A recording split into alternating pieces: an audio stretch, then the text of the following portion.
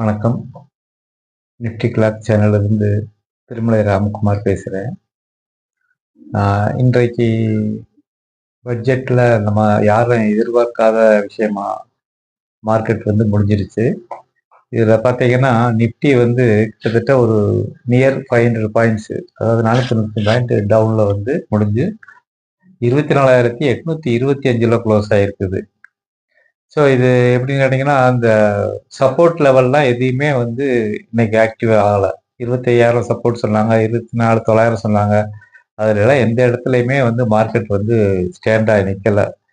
So அதனால நான் எப்போவுமே இந்த சப்போர்ட்டு ரெசிஸ்டன்ஸ் ரெண்டையுமே கன்சிடர் பண்ணுறதில்ல. ஸோ இன்னைக்கு பார்த்தீங்கன்னா மார்க்கெட் 24,825க்கு வந்துருச்சு. ஸோ இது என்ன ரீசன் அப்படின்னு கேட்டிங்கன்னா, பட்ஜெட்டில் இந்த எஸ்டிடி இது, அதாவது செக்யூரிட்டி டிரான்சாக்ஷன் சார்ஜஸை அதிகப்படுத்திட்டாங்க. இது அதிகப்படுத்துறதுனால என்ன ஆச்சுன்னா, எஃப்ஐஐஸ் செல்லிங் ப்ரெஷர் அதிகமாயிடுச்சு. அவங்க செல் பண்ண ஆரம்பிச்சிட்டாங்க. இதில் என்னன்னு கேட்டிங்கன்னா, ஃபியூச்சர்ஸில் ஏற்கனவே இருக்கிற செக்யூரிட்டி டிரான்சாக்ஷன் சார்ஜஸை அப்படியே 100% இன்க்ரீஸ் பண்ணிட்டாங்க. ஆப்ஷனில் பார்த்தீங்கன்னா ஒரு 50% இன்க்ரீஸ் பண்ணியிருக்கிறாங்க. ஸோ அதனால டிரான்சாக்ஷன் சார்ஜஸ் ஜாஸ்தியாக இருக்கிறதுனால எஃப்ஐஐஸ் வெளியேறதுக்கான இதை முழுசாக செய்ய ஆரம்பிச்சிட்டாங்க. ஸோ அதனால இன்னைக்கு என்ன கேட்டீங்கன்னா, மார்க்கெட்லேயே ஒரு பெரிய பாசிட்டிவான விஷயங்கள் எதுவுமே இல்லை. இதில் முக்கியமான என்ன விஷயம்னு கேட்டிங்கன்னா, நமக்கு உள்ள ஒரு பெரிய தலைவலியே என்னன்னு கேட்டிங்கன்னா, நம்ம இந்திய ரூபாயினுடைய மதிப்பு. இது யூஎஸ் டாலருக்கு எகெயின்ஸ்டா வீழ்ச்சி அடைஞ்சிட்டே இருக்கிறதுனால நமக்கு பல்வேறு விஷயங்கள்ல பாதிக்குது.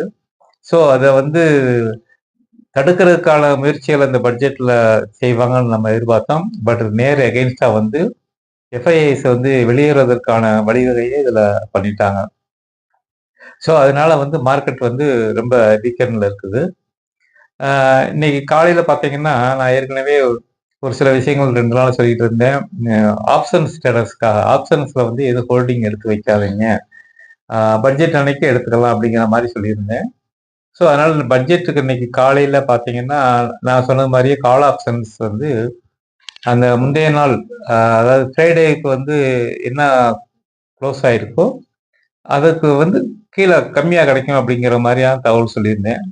ஸோ அதே மாதிரி பார்த்தீங்கன்னா 25,300 புட் ஆப்ஷன் ஒரு 95 ருபீஸ்க்கு, அதாவது போன ஃப்ரைடே க்ளோஸ் ஆனோட கம்மியான ப்ரைஸில் கிடைச்சது. ஸோ அது எல்லாருக்குமே சொல்லியிருந்தேன், கால் ஆப்ஷன் பட்ஜெட் அன்னைக்கு கம்மியாக கிடைக்கும், அதை வாங்கி யூஸ் பண்ணிக்கோங்க அப்படின்னு. ஸோ அந்த 195 ரூபாய்க்கு வாங்கின கால் ஆப்ஷன் கிட்டத்தட்ட 11 மணி மார்க்கெட் ஆரம்பிக்கும் போது, அதாவது பட்ஜெட் தாக்கல் பண்ணும் போதே இது ரைஸ் ஆக ஆரம்பிச்சிருச்சு.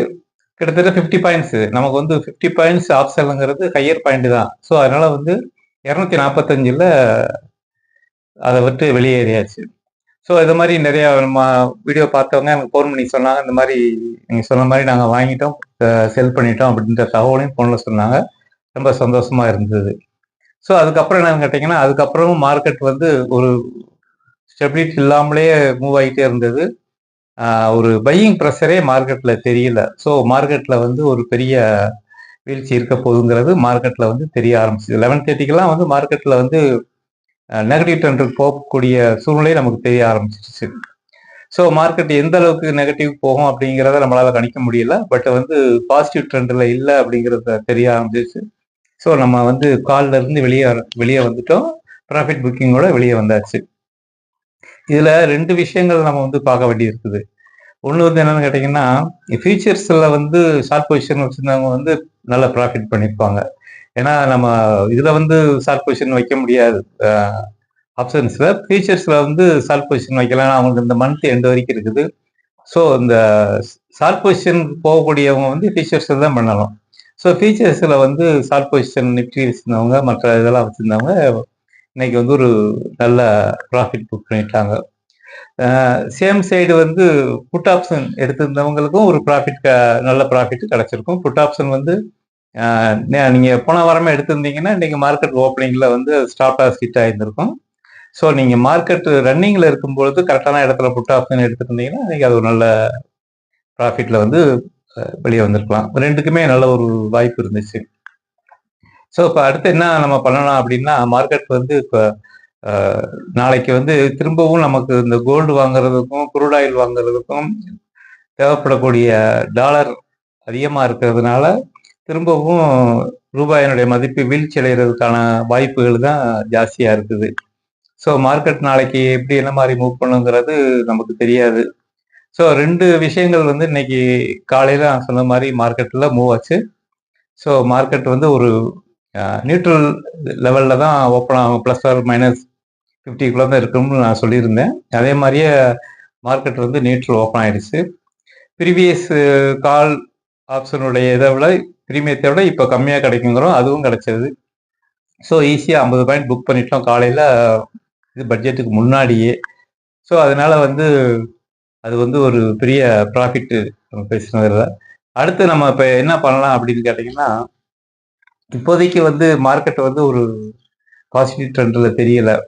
இப்போ இந்த ஈக்விட்டிஸ் எடுத்து வச்சிருக்கவங்களுடைய நிலைமை தான் வந்து இப்போ கொஞ்சம் சிரமமாக இருக்குது. அவங்க வந்து ஏற்கனவே எடுத்து வச்சிருந்ததை நான் ஏற்கனவே சொல்லியிருந்தேன். உங்களுக்கு ப்ராஃபிட் காமிக்குதுன்னா அதில் வந்து நீங்கள் ப்ராஃபிட் புக் பண்ணிடுங்க ஈக்விட்டிஸ்லங்கிறத ஏற்கனவே சொல்லியிருந்தேன்.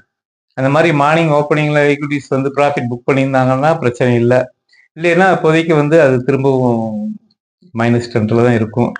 அதை வந்து திரும்ப சரி பண்ணுறதுக்கு கொஞ்சம் அவகாசம் தேவைப்படும்.